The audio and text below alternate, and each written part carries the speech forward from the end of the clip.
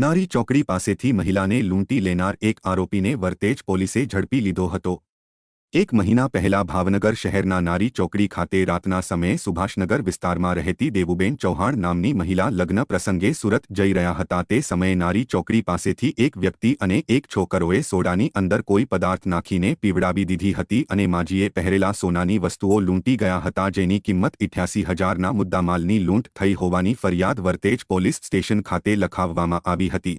જ્યારે વરતેજ પોલીસ દ્વારા એક મહિના બાદ તે લૂંટ કરનાર આરોપી કાળુભાઈ અમરશીભાઈ વાઘેલા રહે સણોસરા પાસેના લંગાળા ગામવાળાને ઝડપી લીધો હતો અને તેમની પાસેથી 4,200 રૂપિયા જેવી રકમ મળી આવી હતી, જે કબજામાં લઈને તેની અટકાયત કરીને તેને કોર્ટમાં રજૂ કરવામાં આવ્યા હતા। જ્યારે લૂંટ થયેલા વસ્તુઓમાંથી કોઈપણ વસ્તુ આરોપી પાસેથી મળી આવી નથી।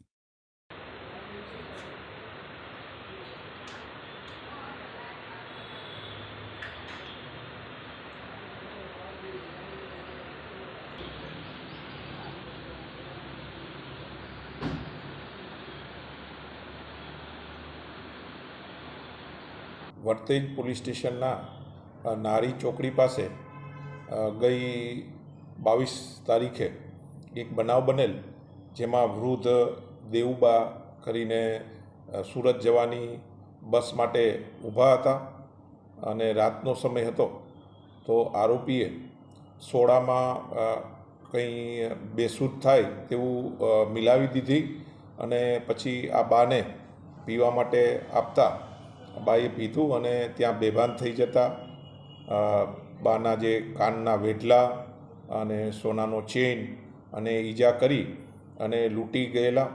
એ અનુસંધાને વર્તેજ પોલીસ સ્ટેશનમાં ગુનો દાખલ કરવામાં આવેલા। બાદમાં હ્યુમન ઇન્ટેલિજન્સથી એક આરોપી જે છે કાળુ કરીને ઉમરાળાનો એને લોકેટ કરવામાં આવેલા અને ગઈકાલે તેની ધરપકડ કરી અને આજે નામદાર કોર્ટમાં આ આરોપીના 3 દિવસના રિમાન્ડ સાથે રજૂ કરવામાં આવેલા છે।